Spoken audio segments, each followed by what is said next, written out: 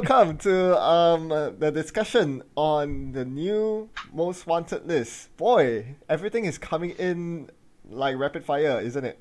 Anyway, joining me to do this discussion is none other than our new reigning UK champion, 2017. It's Sam. Hi, Sam. Hello. All right. So, so we are going to be analyzing the new ban list and restricted list from probably quite a competitive point of view, but hopefully also to give you guys an idea. Uh, everyone an idea of how things might shake up in the new meta.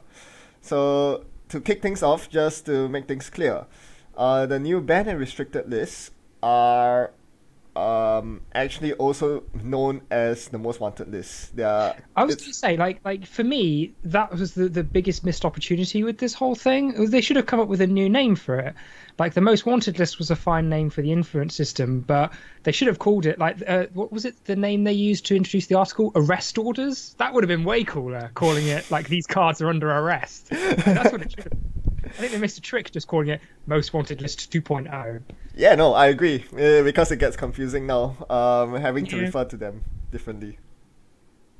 Oh well, names don't mean much, and people are just going to call it the ban and restricted list because that's what they've been known as in other games. So yeah, probably. But anyway, for the purposes of this video, when we say most wanted list, we are going to use it to refer to the old list where influence pips will increase, and we are going to refer to the new list as the banned and restricted list, respectively. So that makes sense, I think. Yeah, that's the problem with not making a distinction. It's it's less convenient. Anyway, let's shall we first talk about the general overarching ideas of a banned and a restricted list before we delve into the individual cards. So first, a banned list. Wow, we are finally getting a ban list. I think this has been something that the game has been needing for some time. Not sure what you think about that, Sam. So to put my cards on the table, I came straight from Game of Thrones 1.0 into Netrunner, and that has, for as long as I'd been playing it, had a ban and restricted list. And there weren't that many cards on the ban list. I'm pretty sure there's way more cards on the Netrunner ban list right out of the gate. But the cards that were on there were obviously problematic cards that had broken combos and just needed to be taken out of the game for the health of it. But the restricted list was very extensive in the Game of Thrones meta, and it was right from the outset. It made deck building quite an interesting thing to do, because you had to think about things like, if I include this restricted card, how is it going to tip off my strategy really early on as soon as I reveal it? And I quite like that aspect about it, that instead of your deck being just built around your identity, it's also built around your restricted card, because you can only have one of them. And I like that sort of idea as a philosophy for how you deck build. Yeah, that's a very good point. Firstly, it does bring Netrunner kind of in line with perhaps some of other FFG's other LCGs, Game of Thrones most notably. And the restricted list is quite interesting in that, as you say, it acts kind of like an S tier list. It's like there are these tier 1 cards, but you can only include one of them, and that might kind of tip off your strategy, or dictate what kind of deck you're running. But anyway, back to the ban list. Yeah, as you mentioned, there are problematic cards in the game, and I believe, yes, all the cards on the on the ban list have been are in the Wombat cycle or later. So I think it's quite clear that this was very much needed, since the power boost that was injected into the game during the Wombat cycle and later, especially with regards to asset spam. I think we can see quite a few of those cards on there are mostly targeting asset spam. Yeah.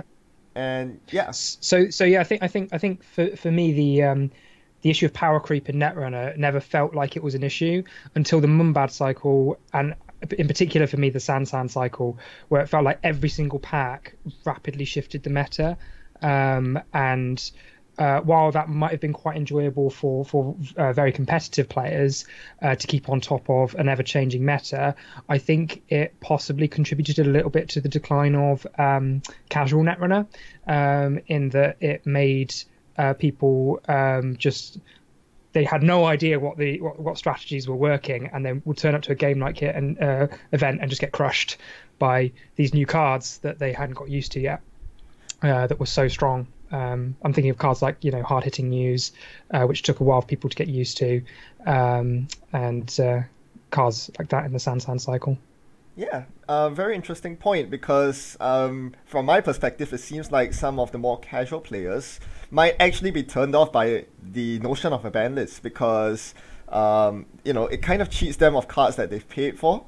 You've paid money for these cards, and now FFG says, guess what? You can't bring them to tournaments.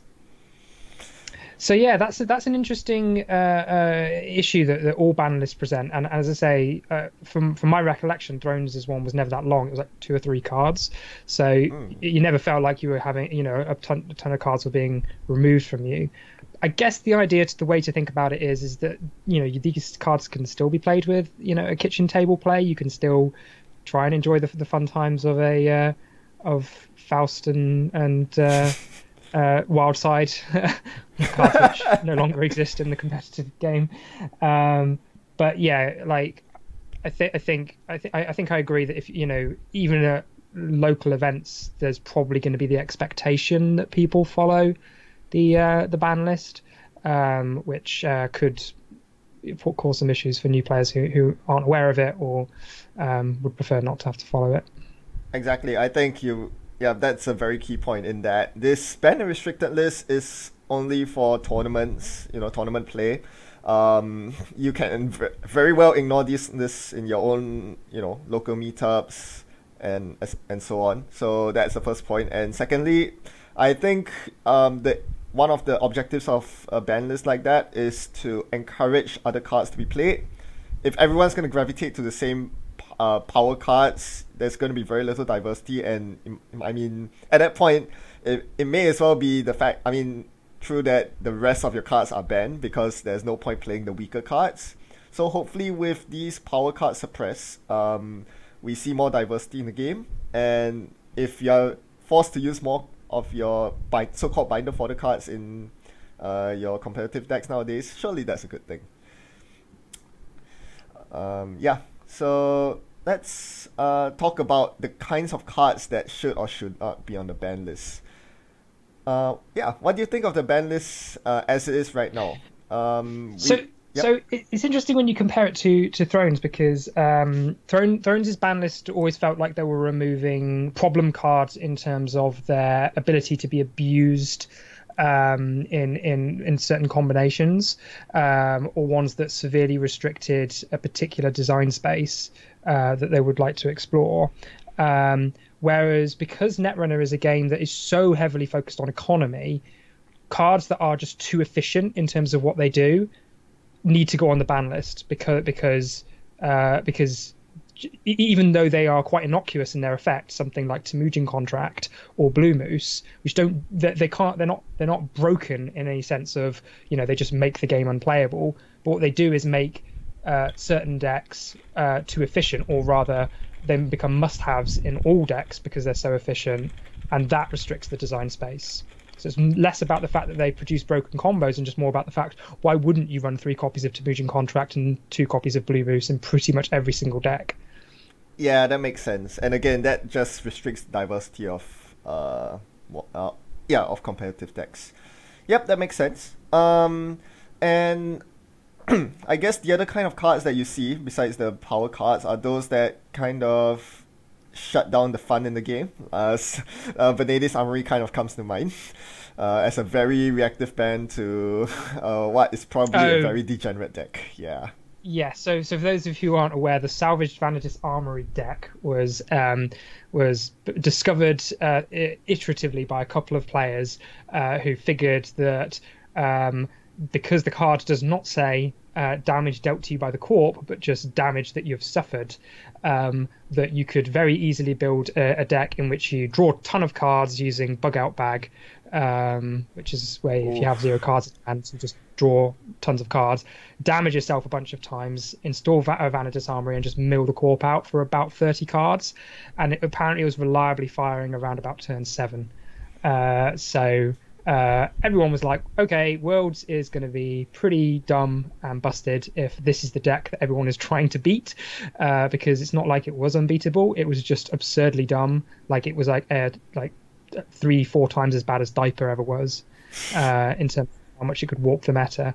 So I think, yeah, that's just a reactive ban to make sure that that deck does not become the only story at Worlds 2017. Yeah, warping the meta to the point where, you know, you are playing Netrunner is yeah, not my cup of tea, and I don't think it is anyone's. So, yeah, those are examples of good cards that should make the list. Things like Rumor Mill as well, I would say. Yes. I think Rumor Mill is an example of one of those ones where it's just absurdly broken in what it can enable certain decks to achieve. So I'm thinking particularly of ones that just sit back, money up, and then as soon as a remote is built, they just play Rumor Mill and go in and take it, and then defensive upgrades basically don't work. Yeah. And not to mention that, yeah, it's just not. I mean, it's possible that there might be some design space for a card like Rumor Mill, but it's a bit too cheap or easy. The way it is absolutely. Right now. Yeah, no, absolutely. Like, blanking effects, I think, is a really cool idea that they just haven't explored that much. And I think it's a real pity, a real shame that the first card they came up with that blanks is so oppressive in what it can achieve. Whereas a run a card that, you know, if you make a successful run on a server, then you can install like an event or something host it on a card, and then that card becomes blanked. Like, that's a cool idea. That, you know, blank a particular upgrade in a server without having to trash it. You know, there's lots of ways that a card like that could be used, but just no unique cards do anything was just a strangely powerful way to introduce the idea of blanking text boxes. Yeah, exactly. I quite like your suggestion, really. That actually sounds like a fun way to implement blanking. I mean, I know that a lot of people are not happy about blanking effects, myself included. Cards like Employee Strike have, you know, arguably made the game more boring. But yeah, what you mentioned, requiring a successful run, I think that's quite interesting. Well, we'll see. Ideally, you want cards that are powerful to be you know, interactive in some way. So you know, the fact that Rumor Mill is a current, which are kind of inherently non-interactive for at least a turn, because the only way you can then react to a current is by playing your own one. You know, it just, you know, the fact that Rumor Mill was even a staple in things like Diaper, because you play it on your power turn and then there's nothing the Corp can do against it. You know, that was always problematic, I feel. Yeah, indeed, that makes sense. If there are a couple of cards that I find that might not deserve their place on the ban list, definitely Cipher is the first one that comes to mind. I know it's crazy. It definitely has a lot of negative connotations and baggage coming into the ban and restricted list, but now that Parasite is gone, is Cipher on the restricted ban list really necessary? I mean, it's one of those ones where you have to think again about the design space, because cards like Amuka, for instance, which have been discovered to be very strong, are probably too strong when Cipher is also in the mix, because currently Amuka has a nice combination with Dean Lister, and you can build it up over time, and that's a pretty good way that you can sort of balance an AI breaker, is, you know, either make it cost time or have it so that it has to combo with a one use card like Dean Lister. But because Cipher is every turn, it's basically you can get through one ice every turn, and then as soon as that starts building up, it's now, you know, becomes very, very difficult to control. So I think Cipher was more about, again, the design space issue, and they probably saw that, you know, with cards like Amuka around, it was probably the right thing to put it on the ban list. That's an interesting observation. To jump ahead for a bit, so in addition, in tandem with the ban list, we do have a restricted list, and I guess one of the important aspects of a restricted list is that it neuters very powerful combos, cards that are too strong when paired together in the same deck, and I think that is something that Cypher could have been on. Instead of being on the ban list, why not put it on the restricted list, say with Ormaquah? That way you can't abuse them in tandem, and Cypher is still around if you want to mess around with those less powerful decks, say with your Nerfer, those static breakers, for example. Yeah, I mean that was always the sad thing, right? Was that those breakers were quite interesting. I mean, they were kind of overshadowed by the fact that Paperclip was in the same cycle, and all the other bin breakers, which are pretty much universal in all Anarch decks these days. True that, yeah. God, imagine Anarchs when all of those rotate. It's going to be a nightmare. Oh, someone pointed out to me that those conspiracy breakers are rotating for cash refresh come next cycle. Good luck, Anarchs. Yeah. What are they going to do?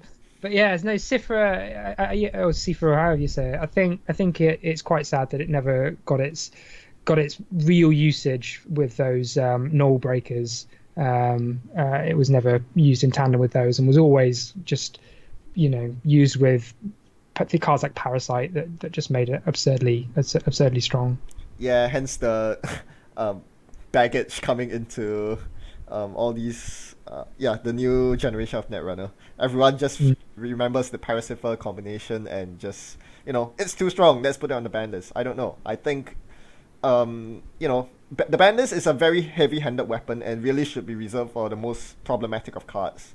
Like, Friends is a good example because no matter how you look at it, even if you put Friends on the restricted list, you can always combo it with some asset or upgrade to make it stick. So, I understand Friends being on the ban list from that point of view. Cypher, I think it can have its place on the restricted list without breaking the game.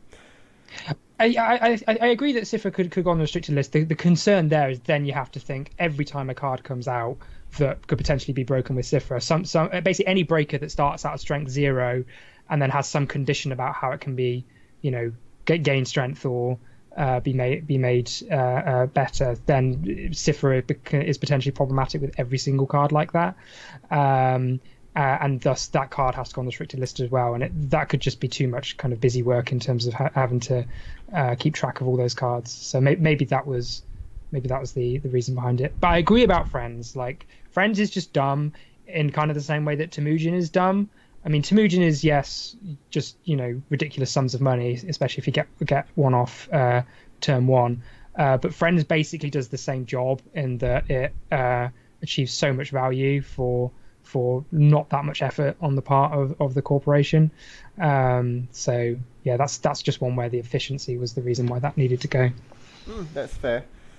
Speaking of other cards that might not deserve their place on the ban list, Faust, I know it has been a card that, again, comes in with a lot of baggage. You're like, this card is way too powerful. And it really is powerful. But the thing is, I haven't seen a competitive Faust deck that doesn't have Levy in it. You are going to run or Wildside, right? Well, to be fair, Wildside's gone. There's still that Laguna Velasco district, which is pretty much just as good, maybe if not better. But the point lies in that most Faust decks are finite, very finite in fact, unless you have a Levy. That's very true, yeah. So I'm, it seems like it only has teeth if you're able to, get a 90 card deck instead of 45 card deck with Levy. And if you put it on a restricted list, I'm not sure. It's still pretty awful in that all you need is 3 credits, drop a Faust, and now suddenly you can, threaten remotes easily. Not to mention that now that an important point to note is that this ban and restricted list is replacing the MWL, which means that it will no longer cause influence. So I guess that's why they just want to outright ban it. Otherwise, being able to play it at no influence is a bit powerful. Might restrict the design of other breakers, non-AI breakers especially. But Yeah, I think it'll be interesting to see the effect if Faust were with Levy on the restricted list instead. I think one of the things I'm thinking about is if Faust was on the restricted list, then you probably need to put David on the restricted list too, because that combination of cards was always one of the most problematic aspects of the kind of Anarch no real breakers deck. Because you could basically break all big stuff with a David and probably kill it using cutlery, and then all small stuff you could break with Faust fairly efficiently. With David now being influence free and not rotating and not on the restricted list, the Faust, there needs to be some kind of solution for Faust such that it doesn't can't be comboed with David too easily. Very good point. I almost forgot about that. I haven't seen Faust and David in such a long time. But yes, they complement each other way too well. Very good point. Yep, so that's the ban list for you. We'll return to it as we talk about the other cards later. But can I just make oh, yes, Aaron Marin? Please do. I have to say something about Aaron Marin. Yes. I completely glossed over that. Go ahead. With Aaron Marin being gone, correct me if I'm wrong, but there's no way of removing tags mid-run. Because Natch is gone and Decoy has rotated. There's this card that Guys likes to play. It's Console. Only removes the tag. Oh, Forging. Yeah. There's another card that you can host on connections. It avoids 2 tags. Or prevents 3 meat damage. On the lamb. Okay. So yeah, it's still in the criminal color pie, yes. Okay, that's all right then. That was my concern was that with Aaron Marin gone, Aaron Marin was always really strong with Siphon, right? And that was always one of the biggest problems with him was that Siphon just became gain 10 money and draw 2 cards a lot of the time. But my feeling was that with Aaron gone, then things like Data Ravens become absurdly more oppressive because there's no way to remove that tag, which enables a lot of strategies that are can be quite difficult to turn off. But On the Lam exists. Maybe people will start revisiting that card with in the wake of Aaron Marin going on the list. So maybe that's fine. Yep. And just to spoiler one of my upcoming videos, I thought the same thing. I thought taggy eyes are good now. That without Aaron, there are a few ways of removing tags. So I started playing them, and someone installed a dorm computer against me and started running my servers. Beautiful. I love it. Dorm computer. Best one influence spend ever. Exactly, it's one influence. See, people are coming up with creative ways to get past these things instead of just slapping in the strongest card. My favorite game that I've ever played, I had there was a Data Raven on HQ and an Archangel on R&D, and I would use my dorm computer through the Data Raven 3 times and then run the Archangel to get it bounced back to hand. Oh my gosh! He quickly overwrote the Archangel when he realized what I was doing. That's absolutely brilliant. Oh, that's amazing. Archangel. Dorm computer, best card in the game. You heard it here. Yeah. All right. Yeah, that's awesome. So yeah. No more Aaron either. I don't think it's that necessary now that Siphon is gone, but it is still pretty powerful. And I don't mind seeing it on the ban list. Yeah, free draws always an issue, so yeah, it's fine. Yeah. Okay. Now bouncing back to the restricted list. So to compare this with the most wanted list, what the most wanted list used to do was that it supposedly was meant to limit.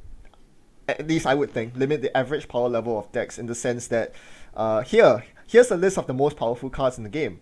You can't play them all because you don't have enough influence for it. Or maybe you could, but then you won't have any influence left for splashing other essential things from outside of faction. So because of this, I think one of the interesting things about the old most wanted list is that it created interesting deck building choices in that you had to ration your influence carefully. Sometimes you might not play, for example, all 3 copies of Temujin because it was so expensive in influence. So there's a bit of there's a bit of nuance to deck building there in balancing your influence. I think the biggest problem with the old most wanted list is that it doesn't stop restrict combos like the new restricted list does, and secondly, it doesn't make decks more interesting. If anything, a lot of competitive decks ended up going MWL shopping. I guess you find this true in your personal experience as well? Yeah, I mean, for me, the MWL never felt like it really broke up problematic combos.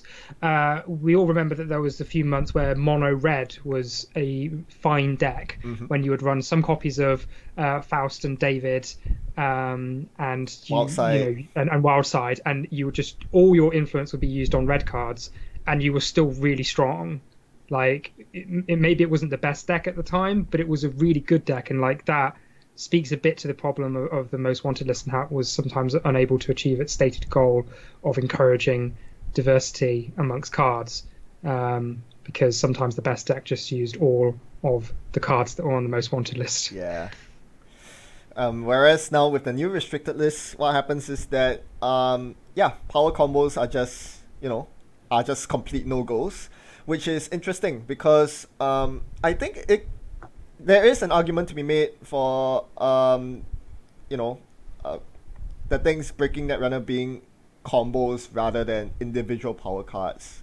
And anyway, those set individual power cards, if they do exist, they are probably already on the ban list. So I do welcome the idea of a new restricted list. And I think one side effect that this will have is that by lifting the old most wanted list, we now release the pressure on influence. No longer are we pressured to include, the most powerful cards and taking influence hits for them. In combination with the fact that Jackson is gone, having the full 15 influence for most of our decks might seem quite liberating. So I found building decks in the wake of the changes. Yep. Yeah, the restricted ban list. I found, especially on the Corp side, that I can build what looks like a really good list and then have 6 influence left over and have no clue what to spend it on. And that is a very strange place to be. I think Runner is still in a place where you can still be very you have to be quite canny about how you spend your influence, and it can disappear quite quickly. But Corpse, it feels like there's so much to play with, which is a really interesting space to be in. Compared to how things used to be, where your first thing you did when building a deck list was what's my influence going on, and it doesn't feel like that so much anymore, which I think is an interesting challenge now for deck builders as to what's the best use of my influence here. Is it are there decks that aren't going to use their full allotment of influence and still be strong? Who knows? Yeah, exactly. That could be very possible. Like HB, for example, if you build a deck that has all the HB economy, all the HB ice, because these are the best you're gonna get in. Like, there's no point splashing out of faction. You might very well be, good for influence. But ultimately, at the end of the day, I think I do welcome the fact that the restricted list is here. It may or may not be better than the most wanted list. So far, it looks like it's increasing, diversity in decks, which is good. But that might just be the effect of, the list being novel. Who knows? The meta might settle in a month or two's time. Wait till we see Worlds. Who knows what will come up? But yeah, I think it's pretty hard to judge on whether the restricted list is better than the MWL based on what the meta appears to be. Simply because I think the MWL should have been accompanied by a ban list as well back then. It would be interesting to see what would happen if they did a ban list plus most wanted list instead, but I guess we'll never get to see that. So yeah, let's move on to talk about card combos. I think the restricted list is the restricted list is interesting in that there are several combos that are banned, so we can talk about those. We can also talk about certain aspects of runner and corps that are hindered. And one thing that immediately jumps out to me is that runner economy is now kind of hosed. Yeah, so that was the first thing that everybody noticed about when the ban list was first spoiled and then obviously confirmed, was that when you think about runner economy over the past few months, it's been based on Tabujin for kind of run-based runners. So most criminals, smoke, and others who are going to end up making a lot of runs. Obviously, Blue Moose got its very brief day in the sun, and then has been consigned to the dustbin forever. Shapers had 2 really good options, which was to have a flexible rig based on ESOPs, or a fixed rig based on magnum opus. And with the fact that those cards have gone on a restricted list now means they have to choose between having an economy similar to what their economy used to look like, or one of the very important cards that help a shape a deck, like Clone Ship, Film Critic, Levy. And then there was Anarchs, which didn't have an economy, but that was fine because they were using cards to break everything, or David to break everything, or just playing Rumour Mill and getting in anyway. And now all of those options have been taken away. So yes, Runner economy is in a very strange place right now. It sure is, yeah. I mean, pre-ban and restricted lists, like, basically every competitive list was running at least one of Blue Moose, Temujin, and Magnum Opus. So now you're in a very strange space where you don't have access to Blue Moose or Temujin, and if you want to run Magnum Opus, you kind of cannot take anything else on the restricted list, which is kind of a problem. So being forced to look at other economy options is a good thing, but personally I'm not sure if there are enough other good economy options left. That could be quite dangerous. So yeah. Rotation is, or the core 2 changes have been quite interesting in that, because one of the things that has kept is Liberated account, which I think was an absolutely brilliant change, because I think it's a really good card in costing 2 influence. It's a decent injection of economy. You can use it turn 1 and start getting some immediate value out of it. So that's there just as an option for pretty much all runners if they need an extra boost of economy, and they don't, they don't have all their influence allotted. Then they can lean on liberated accounts. So that change I think was a good one. But outside of that, you're looking at things like drip economy, in the form of Underworld Contact, which also hasn't rotated. Bring obviously daily casts. Data folding. Yep. Geist still has his entire economy intact because tech traders are still around. He's got plenty of trash stuff that he can use. The 4 guys are still in, I believe. Yes, they are. They haven't rotated yet. So yeah, the Geist it has quite a nice economy going. So yeah, I think it's mostly the traditional economy, of Magnum Opus or Temujin contract that has changed. Yeah, it's the drip economy. Yeah, we're moving towards. Yeah, it's really the long-term economy that is a big problem. I mean, sure, there are still underworld contacts and the like, but they are very slow. You can't make them pay out faster than 1 credit a turn, which is, usually not enough to keep you going. But yeah, the big thing is, I think, KD Jones rotating. Because yes, absolutely, yeah. In the past, huge. A lot of decks, like old decks, like Spin Cycle decks, Lunar Cycle decks, lean very heavily into KD Jones as their economy backbone. And without that, I think this is the main reason why a lot of runners are struggling for money now. If KD Jones was still available, I think things would be still okay. But without that big long-term drip economy option, I'm not sure if runners can compete with Corps nowadays.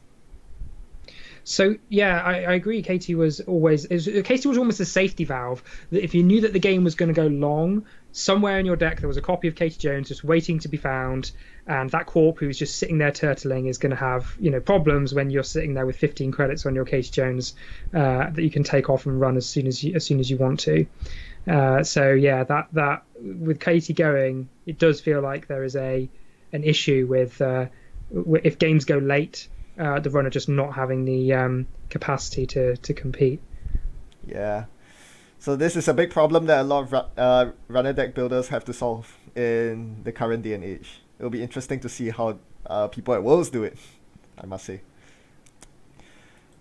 Okay, let's move on to hate cards. Well, Employee Strike and Film Critic make the list. I can't say that I'm unhappy about it. It's time to play proper Netrunner and take the 4 and net damage from Overcarter instead of sidestepping it. I do enjoy seeing these cards on the list. It's nice to have them there as a safety valve. I mean, existing in the game, I can buy that argument, but I think they're just too overarching. They have a blanket effect of shutting down too many interesting Corp strategies, and I think ultimately it's for the better of the game that they are on the restricted list. So I'm right in thinking that with the new HB agenda that's coming out, yes, which is that you have to spend a click and 2 credits to steal it, 5-3. Yep.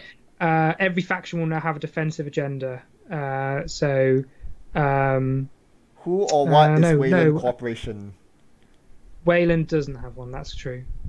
Screw them. They're too good right now. Who would have ever thunk? Wayland, too good. They don't need one. But yeah, it's interesting that Critic going on just as that card is about to hit the meta, because Critic's value only would have gone up with the introduction of that agenda, because I can see a lot of HP players figuring out ways that they can abuse that card with things like Heinlein Grid, so that if you want to take that agenda, you're going to lose all of your money. Don't leak the secret strats. Don't let them Everybody's seen that. Yeah, okay, yeah, that's a pretty powerful combination. Maybe we'll be clamoring for the Film Critic again. Maybe the new agenda will hit the Co-op side restricted list, who knows. But in any case, yeah, I think so I like seeing these hate cards on the restricted list. It means that, Netrunner isn't reduced to, hey, let's put all the hate cards in your deck that can cover all your bases in terms of Corp win cons, which is something that quite a lot of Shaper decks have been doing recently. They have the hate cards for every single thing. New Angeles City Hall for tags, feedback filter for net damage, Film Critic and Strike, obviously. It just feels like they are too good at defending against all the Corp win cons. So yeah, because of that, I like these changes on the restricted list. It probably hurts Shapers the most because they have not to mention that the restricted list is basically all green, but I do enjoy the fact that Shapers are no longer, immune to all Corp win conditions. So obviously the thing with Shapers, right, was that they didn't really have that much game against asset spam, which was dominating the meta has dominated the meta for the past year, and so that's why I think that we never really saw these cards as being problematic, because the solution was, how do you deal with asset spam? And the answer was either go fast with Criminal or play Wizard and control their board. And Shapers never really had a middle ground in that. There was some good, Faust Kate decks that could set up pretty quickly, but it never felt like Shapers had that much of a game against asset spam. So now that things like Friends in High Places, Mumbad City Hall, Sensei Actors Union have gone on the list, and that's severely nerfed the capacity of asset spam to set up really quickly and keep their board alive. Shapers suddenly race to the front in terms of strategies, because they have answers to things like Rush in the form of SMC. They have answers to, as you say, all the kind of strategies that Corps tend to try and employ to hurt the runner through net damage, through defensive agendas, and Shapers just have all the answers to those things. So I think the restricted list was right in looking ahead to prevent Shapers from just being the totally dominant force for the next few months. Yeah, good point. With asset spam on decline, hopefully, Shapers might become too powerful for their own good. So this is a pretty good preemptive action for that. On the topic of hate cards, another interesting thing I realized with this banned and restricted list, I'm not sure if anyone else picked up on it, is that the two most played currents on the runner side are now basically very difficult to play. Rumor Mill is banned, and Employee Strike is on the restricted list. So runner currents have just become a lot worse. Not to mention that Deja Vu has been removed from the card pool as well, meaning that it's harder to recur currents as the runner. So runner currents in general have taken a very big hit from the combination of Core 2 and the banned restricted list.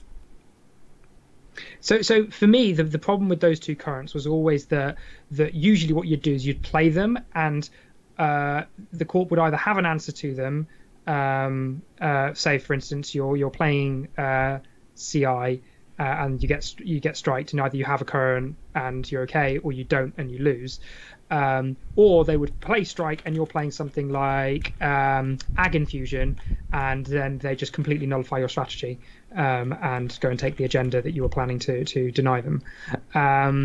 So the fact that these currents existed where they were just a kind of one-off screw you type situation was, for me, the main reason why they definitely deserve their place on the list. When you compare those to the Corp currents don't have that. Like things like ELP and target marketing and so on, they are an interesting decision point for the runners, but they don't ever feel like they've just completely turned off a particular strategy that the runner's trying to do. It's not like if you have a enhanced login protocol played on you that you're completely denied from being able to achieve your aims as a runner unless you're trying to apocalypse, and then it's really, really, really annoying that you've had an ELP played on you, but shame on you for playing apocalypse. Yeah, true that. Yeah, these currents were arguably oppressive in the past, and now with them out of the way, hopefully it'll open up the design space for more interesting currents, and hopefully open up the field for more interesting current and counter current play. I hope that Corp currents won't be too powerful because of this, because let's face it, criminals still don't have a viable current, shapers still don't have a viable current, and anarchs are not viable. All right. So one of the things I've been thinking about is the hacktivist meeting being probably the strongest runner current that still exists. And if you're thinking about your influence, and now that you've got more influence because of the changes to the most wanted list, and now everybody has more influence to work with, hacktivist meeting is just one way that you can think about nullifying the kind of residue of asset spam, as it were, and it has some nice additional effects in that it can hurt defensive upgrades a little bit. So that's one option for people who want current and want it to actually be useful in a number of situations. Hacktivist meeting. Yeah, that's fair. It's 2 influence after all. Yeah. All right. Yeah. So before we close off the runner section, we'll quickly talk about some runner combos that are now restricted. We have Aesop's and Levy. This used to be a pretty popular combination because Aesop's by itself, you can only sell a finite portion of your deck. So you eventually run out of Aesop's fodder, but with Levy you can recur installables like your caches, your clone chips, and etc. So not being able to play those 2 cards in tandem actually hurts Aesop's quite a bit. I think the only Aesop's deck that I can think of that didn't use to run Levy was Noise Shop. But yes, that was mostly off the fact that you basically have won the game if you got to the bottom of your deck, because the Corp would have gotten to the bottom of the deck as well. Do we need to talk about gang sign at all, and the fact that it's obviously the Sign of the Times podcast that put fear in the heart of Boggs when he realised just how absurdly broken gang sign was as a card. I mean, that's the only explanation, right? It has to be. Thanks for bringing that up. So, if you haven't watched the Sign of the Times podcast yet, you need to. I'm going to leave a little clip in the video right now, but you have to watch it. It is a very informative podcast and explains everything wrong about gang sign. Kind of it. Obviously, that's important. So we actually have a listener question here. Our exciting. First listener question, for our exciting podcast. Yep. So this question is gang sign on the most wanted list? Is gang sign on one? Hey, let me check.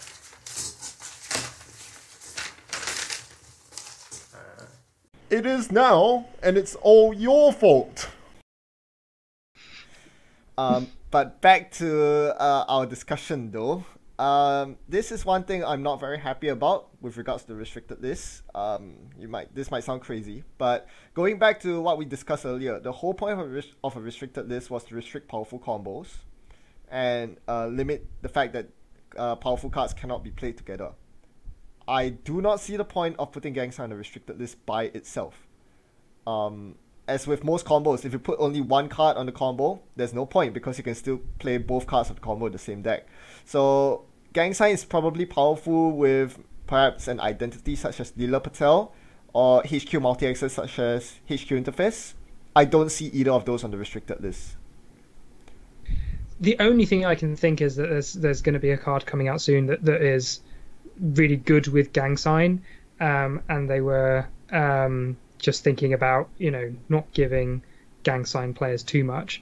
But when you look at what else is on the restricted list, it doesn't feel like there's anything there that you like. The only thing I can think is Employee Strike, where because I feel like Criminals are probably the best place to run Employee Strike right now because they don't really need anything that's on the restricted list.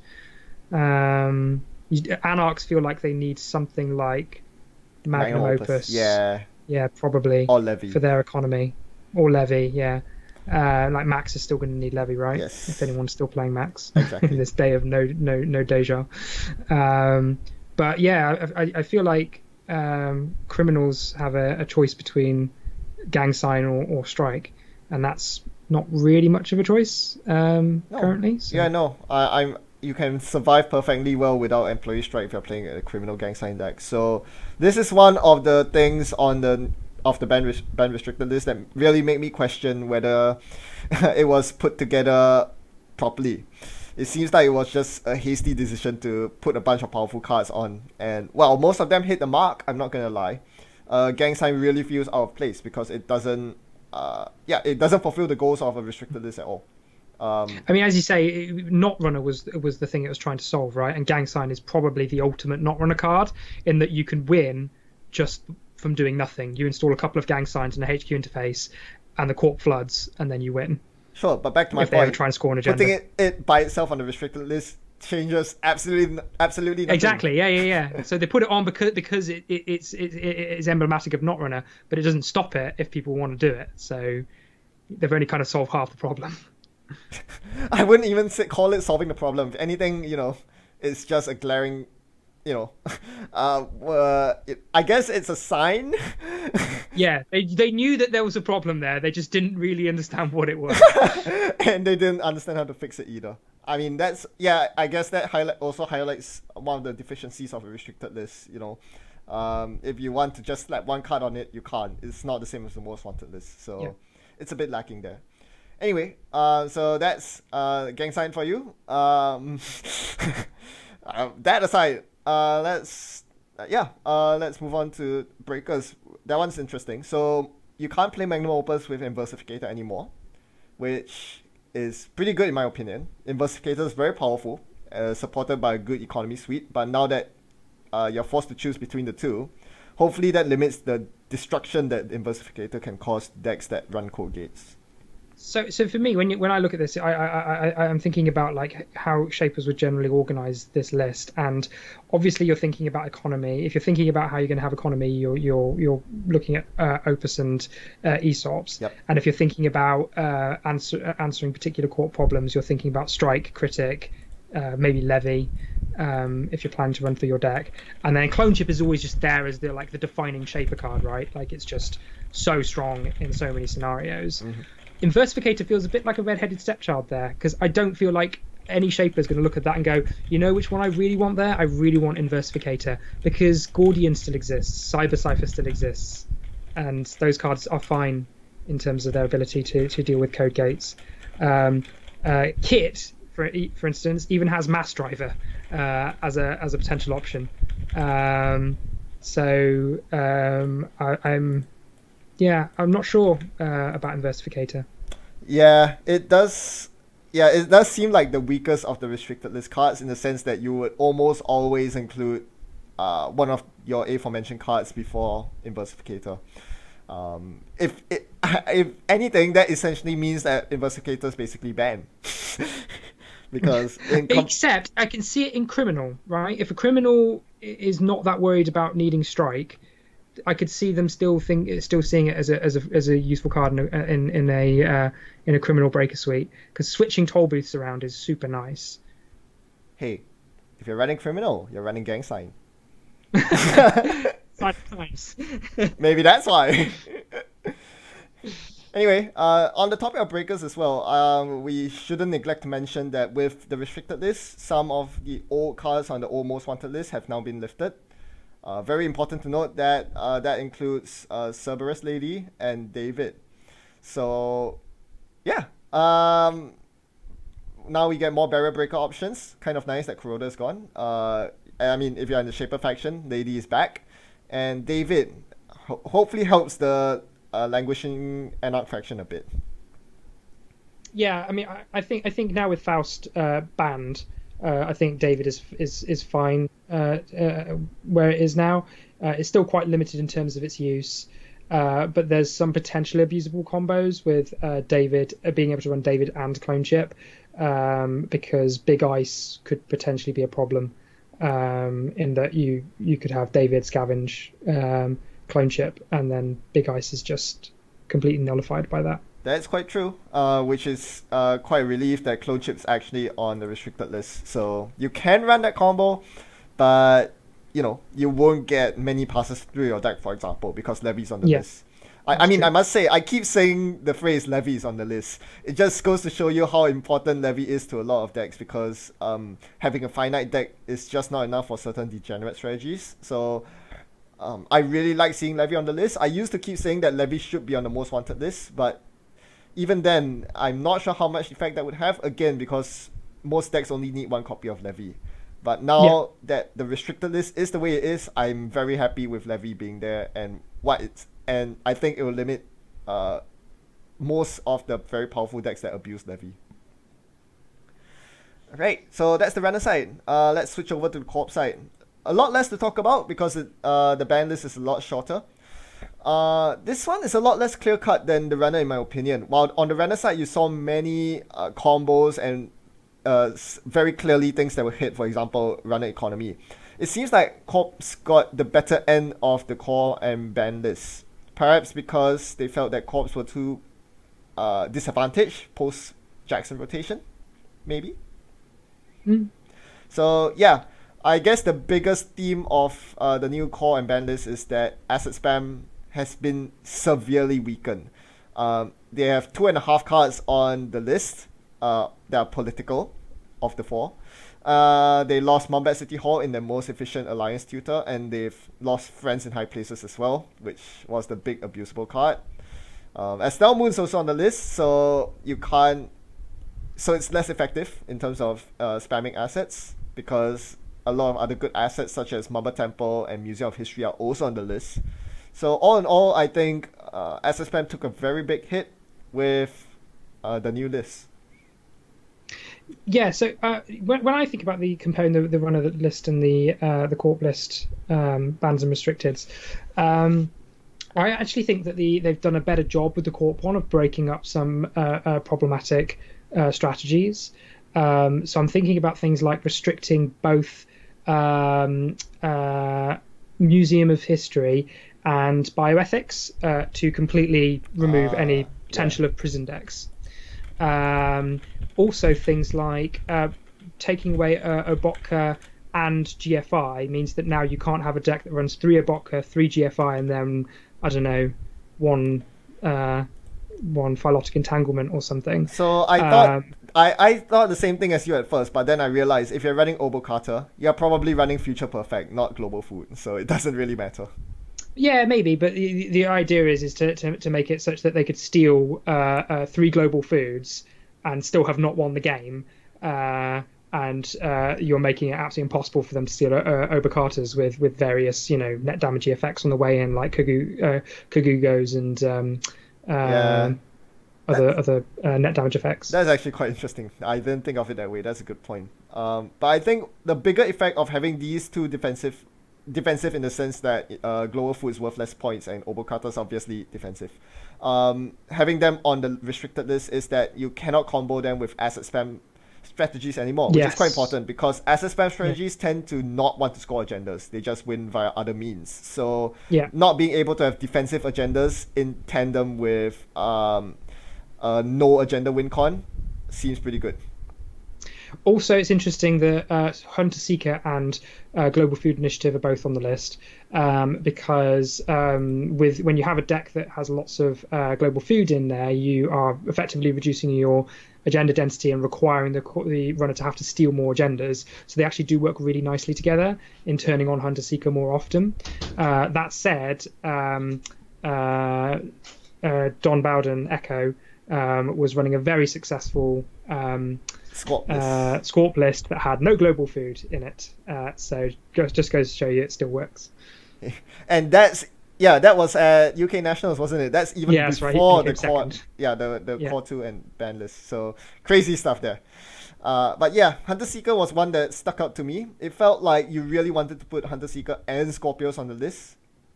Either do that or not at all, because it seems like, Hunter Seeker doesn't really combo per se with the other cards. But yes, Hunter Seeker and Global Food actually makes a lot of sense. If you're playing... I feel like there's enough counterplay to Hunter Seeker that you don't need to put it on the list with Scorpios. I think things like Sacrificial Construct still being around and only costing 1 influence, just running doubles of important things. There's enough counterplay to Hunter Seeker that I think putting it on with Scorpios might have actually nerfed Wayland too much. Yeah, that's a possibility. On the other hand, we have to keep in mind that E-Strike is on the runner side. It's very true. Restricted list as well. So yeah, you're going to see a lot of cards being removed from the game. Indeed, yeah. So this definitely worries some players. I've definitely seen some YouTube commenters on my channel mentioning that Scorpios might be a bit too powerful now, especially if Strike is not readily available. But we'll see. For now, at least I'm happy that you can't play Hunter Seeker without having a low agenda density deck. No 3 global foods for you. Yeah. The one card that's on the list that really puzzles me is Fairchild 3. It's the only ice on the list, and typically you won't expect ice on the restricted list because ice doesn't really combo with anything in Netrunner, which is one thing I find that very unique to Netrunner's design, in that unlike most other card games where combinations of certain cards tend to dominate the gameplay, in Netrunner that is kind of not the case, because ice generally doesn't combo very well with other cards. They are just ice, some better than others, but at the end of the day they're still ice. So to see Fairchild 3 on the list is a bit interesting. Yeah, so I think the only reason I can think putting Fairchild on there was because of its ubiquity in all HB decks. It kind of felt like if Eli hadn't rotated, Eli probably would have gone on instead. But it's odd to me that they've put Fairchild on and not Architect, because I wouldn't say there's much between them in terms of strength. So it seems a bit strange that they've opted for that one. If we're thinking about like nerfing asset spam, obviously Architect is a much bigger problem than Fairchild in that regard. So yeah, I agree that one does stand out as being a bit odd. Yeah, great that you brought up Architect, because that's the one card that was in the old Most Wanted list that is no longer there. So Architect is going to be pretty powerful in the new meta, because for HB it's free of influence, and for other factions you're just 2 influence away from splashing it. And we all remembered back in the pre-Most Wanted list days how NEH Fast Advance used to play lots of Architects. Yeah. Good old days. Anyway. Oh, I wonder if we'll be seeing more of that. Fun times. Without your 3 Astros, maybe. But yeah, I think, you hit the nail on the head right there. One thing you could do with the restricted list and ice is to put 2 very powerful pieces of ice on the restricted list together, forcing you to choose. Do you want Architects in your deck or Fairchild 3? You can have 1 powerful ice, but not both. This isn't really doing it, in my opinion. That being said, Fairchild 3 on the list still has its users. For example, if you're looking at modern day moon spam, no longer ETF moon deck, but HB moons, you can't play moons and Fairchild 3 together, so that's a start. The thing is, I never thought that those two really comboed with each other though. Like, no. Fairchild was just efficient in what it did, exactly. But it never felt like it worked well with Estelle. So I feel like if you're going for an Estelle deck, you just ditch Fairchild and you're fine. Yeah, I guess to me that's one less ice option you have. Because seeing that all moon spam decks used to run 3 copies of Fairchild 3, Yeah. It's a logical conclusion that that's the best ice for that deck, and now you don't have access to that. So it's a small power nerf. It's, as you said, it's not an outright combo. They definitely don't combo with each other directly, but I guess it's a power nerf to what might be a strong archetype. Right. Any other points to make regarding the Corp side ban list and restricted list? Only that I'm so glad to see Moonbad City Hall going on. That card was atrocious. I mean, just like Temujin, just like Blue Moose, it was way too good at what it did. I do actually have a comment about clone suffrage movement. I don't know if clone suffrage movement needed to be banned as opposed to restricted, because to me the biggest problem with it was that if you let one go, it's another Friends in High Places. But that was because Friends in High Places was dumb. So that stays banned. What are you going to combo clone suffrage movement with now? I mean, you can obviously replay currents, but as I mentioned earlier, I don't think Corp currents are that oppressive.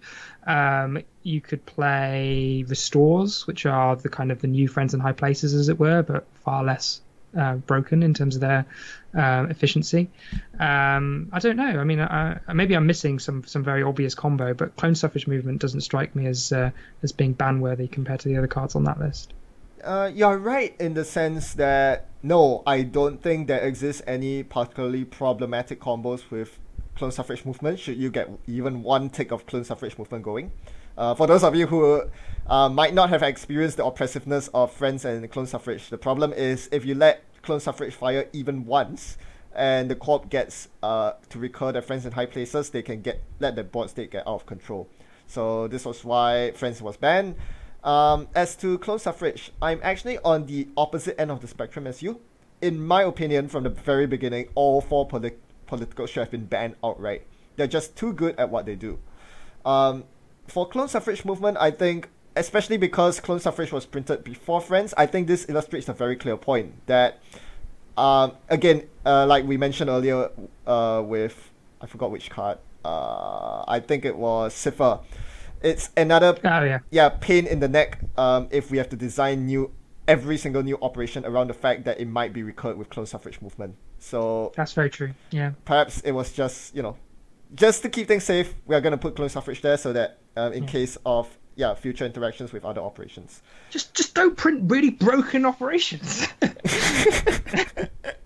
Like Friends is just dumb. And like everybody saw that card and said, "Are you kidding me? One influence for about 4 clicks of value? That's insane." Recursion is the root of all evil. But yeah, Friends and clone suffrage both being recursion cards helping each other really doesn't help matters at all. But yeah, either way, you can't play either of those cards now. I'm not sure about commercial bankers being let off the hook here. I'm not a fan of it. Like, I do feel like there's probably a very good CTM list sitting out there right now that has several copies of commercial bankers in it, because we all know that how that could get out of hand if the runner isn't set up to contest the asset straight away, and obviously we don't have Wizard anymore, so the money just builds up to absurd levels, and then that I can see that potentially being an issue. Yeah, because to me the political assets don't really fill a design space that need to be filled. If anything, they are very polarizing cards. Either they're completely useless because they're so easy to trash and they cannot be protected with ice, or it's the other end of the spectrum. There are too many defensive assets or IDs, and as a result, they stick on the board and they create a very oppressive game. I really don't see any role that these very polarizing cards are meant to fill, and I think it's just better that they are removed entirely. But, well, I guess we'll be stuck with bankers and some bioethics in time to come. At least we can't play bioethics with Obokata in the same deck. I think that's a very important That's combo. Nice, yeah. Yeah. It can be very oppressive in that you cannot steal Obokatas once too many bioethics hit the table.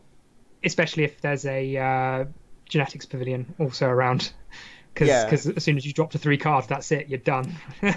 So what do you think of bioethics and hostile infrastructure? Because that tends to be the combo which people you know, Yeah. which is more commonly called the combo, not so much the agenda and bioethics, but bioethics and the card that protects bioethics in hostile takeover. Hostile infrastructure. What do you think hostile should be on the restricted list as well? So I feel like Apocalypse is very strong in the current meta, and Hostile Infrastructure is just a card that if you're planning to build a asset spam deck these days, then you have to be worried about Apocalypse, and thus Hostile Infrastructure is one way of preventing that. I mean, that said, I can, looking at this list, I can still see some strong asset spam decks, especially out of CTM, that you could build that don't need any of the cards that are currently on the restricted list. Hostile maybe does deserve a place in order to really nerf prison decks, which are universally agreed to be the most unfun decks in Netrunner. Second to CI combo, I would say maybe. Okay, I'm preaching to the wrong person here. Whoops. I don't know if you watched it, but that was a thrilling game at the end of Nationals. After denying me a space on the streaming tables for the entire event, I finally get to go on, and it was really exciting. Like the fact that Don raced to 6 points in about 2 turns, and then every single access was just like, my heart was going like that. It was great. Okay, I really should go watch that game. Yeah, I heard it was a crazy final. Love it. But yeah, another good reason to have hostile infrastructure on the restricted list is that one of the cards it combos very well with is Mamba Temple. It's a very expensive card to res, and Mamba Temple helps with that. If you put both there, hostile infrastructure becomes a lot harder to play. So that could be interesting. But yeah, that kind of covers it for both the Corp and runner side. Any final thoughts with regards to the banner restricted list overall? To me, I think it's better than nothing, right? It's better than just the old most wanted list. I think this is a step in the right direction, and hopefully it will lead to a better and more diverse meta game. So I take your point that the ban and restricted list can be a bit annoying for new players to feel like they're kind of being limited in terms of their ability to play cards that they have purchased. But I also think that it's a good thing for the game in terms of people who are more familiar with other games which have lists like these. Because it's just an accepted part about card games that sometimes the designers are going to get things wrong in terms of how they pitch certain cards, and the ban and restricted list just sits as a nice potential safety valve to remove those cards from competitive play if necessary, or remove potentially broken combos from the game if necessary. And so for people who are thinking about getting into Netrunner but looked at the confusing most wanted list and all these terms they don't understand, like universal influence and so on, and think, this is just ridiculous, why can't they have a restricted and ban list? Well, hello, we've joined the 21st century, we now have one of those, so come join, the water's lovely. Yeah, that's a very good point. I've never really looked at it from an outsider's perspective, but yes, the tier 1 and tier 3 lists can seem a bit daunting to players, especially when they have to keep this mental load in mind when crafting the new decks. Banned restricted list is arguably more elegant and is easier to keep track of, so that's a good thing. Anyway, that's about it. So yeah, thanks again for coming on, Sam. No worries. I just want to quickly plug that soon I'll be putting up an article on StimHack, if I get their approval, in which I'll be discussing with a few other players how the impact of the ban and restricted list is going to change the meta in terms of representation of factions, and we're going to be doing that in the form of buying and selling stock in different factions, as to whether or not you think that their stock's gone up in the wake of the changes. So look out for that. Cannibalizing on my viewers, aren't you? It's a really good format. I'm definitely looking forward to reading it. It should be a very good read. So stay tuned to... I believe someone will publicize it on Reddit. So stay tuned to Reddit for that. And as always, thanks for watching and happy net running. See you next time. Goodbye.